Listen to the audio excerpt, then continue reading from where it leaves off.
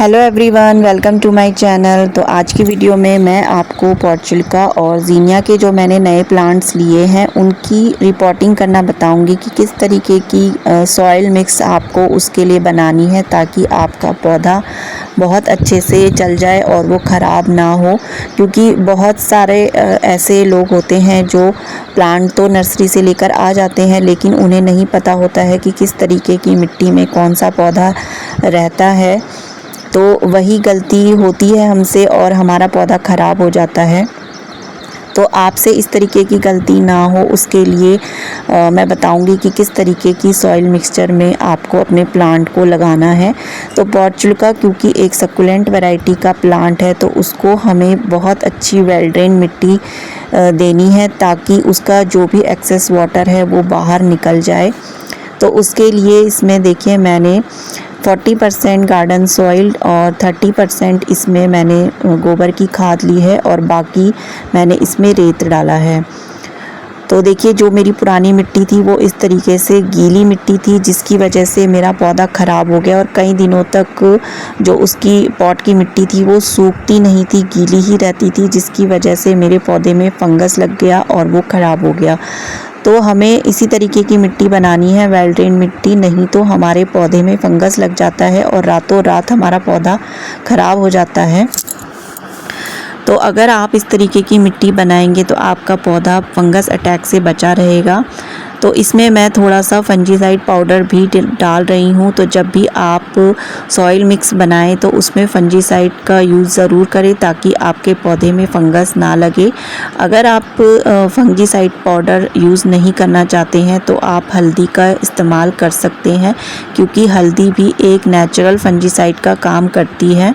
तो घरों में आसानी से हल्दी मिल भी जाती है। अगर आप फंजीसाइड में पैसे खर्च करना नहीं चाहते हैं तो आप हल्दी का यूज़ कर सकते हैं। तो 1 चम्मच हल्दी आप अपने सॉइल मिक्स में मिला देंगे तो आपका पौधा फंगस अटैक से बचा रहेगा। तो इन तीनों चीज़ों को मिलाने से हमारी जो मिट्टी है वो बहुत ही वेल ड्रेन मिट्टी तैयार हो जाएगी और ऐसी मिट्टी में जल्दी से फंगस अटैक नहीं लग पाता है और हमारा पौधा बहुत अच्छे से चल जाता है।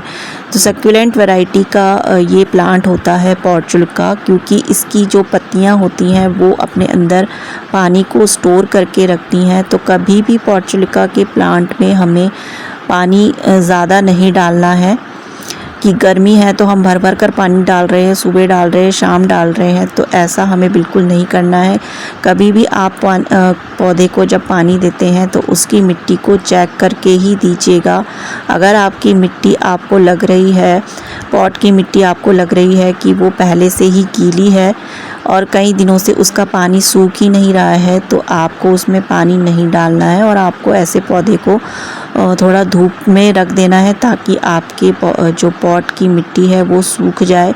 तो पानी का विशेष ध्यान रखना होता है प्लांट्स में। कोई सा भी प्लांट हो, अगर उसमें ज़्यादा पानी रहेगा तो उसकी जो जड़ें होती हैं वो गल सकती हैं और उसमें फंगस लग सकता है। तो देखिए मैंने बढ़िया सा सॉइल मिक्सचर तैयार कर लिया है और आधा मैंने पॉट भर लिया है और आधा इसमें मैं ये पौधा लगा दूंगी।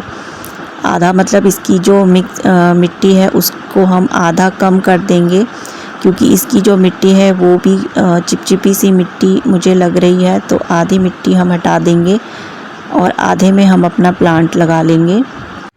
तो सेम यही सॉइल मिक्सचर आपको ज़ीनिया प्लांट के लिए भी बनाना है क्योंकि ज़ीनिया के पौधे में भी बहुत जल्दी फंगस लग जाता है क्योंकि इसको चाहिए होती है बिल्कुल वेल ड्रेन मिट्टी।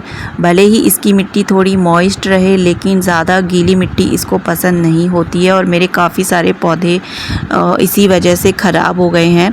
तो इस पॉट में भी मैंने एक ज़ीनिया का ही पौधा लगाया हुआ था जो कि इस मिट्टी में मेरी मिट्टी जो है वो बहुत गीली मिट्टी थी। मैंने बाद में देखा कि इसका क्या कारण है, तो मिट्टी मेरी सही नहीं बनी हुई थी जिसकी वजह से मेरा जो प्लांट है ज़ीनिया का वो ख़राब हो गया था। तो सेम यही मिट्टी, इसी तरीके की मिट्टी हमें ज़ीनिया के लिए भी बनानी है और ज़ीनिया को इसी तरीके से हमें रिपोर्ट कर देना है अगर आप नर्सरी से पौधे को लेकर आते हैं। तो अगर आप सीडलिंग्स लगाई हुई है आपने तो आप पहले से ही उसमें इसी तरीके का सॉइल मिक्सचर बनाकर लगा सकते हैं और अब देखिए मैं इसमें फंजीसाइड का ही पानी डाल रही हूँ ताकि इसमें जो भी फंगस है वो हमारा मतलब फंगस हट जाए। और इसमें मैं थोड़ा सा डाल रही हूँ एप्सम सॉल्ट। तो एप्सम सॉल्ट डालने की वजह ये होती है कि इससे हमारा जो पौधा रिपोर्ट का जो शौक होता है वो हमारे पौधे को कम लगता है, क्योंकि कई बार रिपोर्टिंग की वजह से पौधे शॉक में आ जाते हैं और हमारा पौधा ख़राब हो जाता है। तो एप्सम सॉल्ट का इसमें हमें यूज़ करना चाहिए। वैसे ज़रूरी नहीं है, मेरे पास है तो इसलिए मैं यूज़ कर रही हूँ। आपके पास है तो यूज़ करना, नहीं है तो कोई बात नहीं। तो देखिए इस तरीके से मैंने अपने दोनों ही पौधों को रिपोर्ट कर लिया है और ज़ीनिया के भी पौधों को मैंने इसी तरीके से रिपोर्ट कर लिया है। उसकी वीडियो नहीं बनाई है मैंने।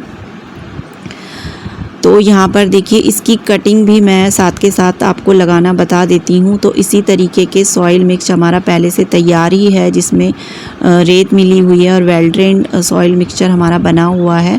तो इसी को हम यूज़ कर लेंगे और इस तरीके के छोटे छोटे कप कटिंग लगाने के लिए बहुत सही होते हैं। तो एक तो ये दही का कप है छोटा सा और एक डिस्पोज़ल कप है चाय का। तो इन दोनों में मैं एक एक कटिंग लगा लूँगी, दोनों ही पौधे की एक एक कटिंग इसमें मैं लगा लूँगी।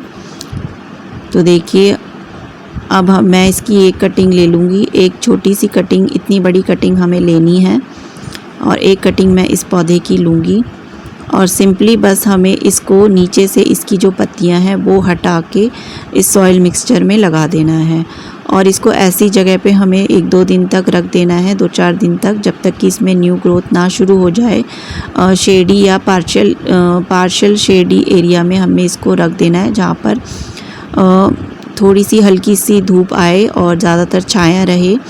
तो ऐसी जगह पे हमें इसको रख देना है और बहुत ही आसानी से हमारी ये कटिंग लग जाएगी। सिंपल रेत में भी हम इसकी कटिंग लगा सकते हैं, लेकिन थोड़ी सी मिट्टी और खाद मिलाकर अगर हम लगाएंगे तो हमारे पौधे को न्यूट्रिशन भी मिलता रहेगा। और यही फंजीसाइड का पानी मैं इसमें डाल दूंगी। तो इसको रख देते हैं हम छाया वाली जगह में और कुछ दिनों तक इसी तरीके से हम वहाँ पर उसको रख देंगे। तो सारी ही पौधों की कटिंग आप सेम यही प्रोसीजर से लगा सकते हैं। तो देखिए मैंने इनको रख दिया है शेडी एरिया में और ये देखिए एक कटिंग मैंने पहले लगाई थी, तो ये भी इसी तरीके के कप में मैंने लगाई हुई है। तो ये मेरी चल पड़ी है कटिंग। तो इस तरीके से आप कटिंग लगा सकते हैं बहुत आसानी से। तो बस फ्रेंड्स आज की वीडियो में इतना ही। आई होप मेरी वीडियो आपको पसंद आई होगी। तो प्लीज़ लाइक कीजिएगा, चैनल पर नए हैं तो सब्सक्राइब कीजिएगा। मिलते हैं नई वीडियो में नए टॉपिक के साथ। Bye bye friends, happy gardening.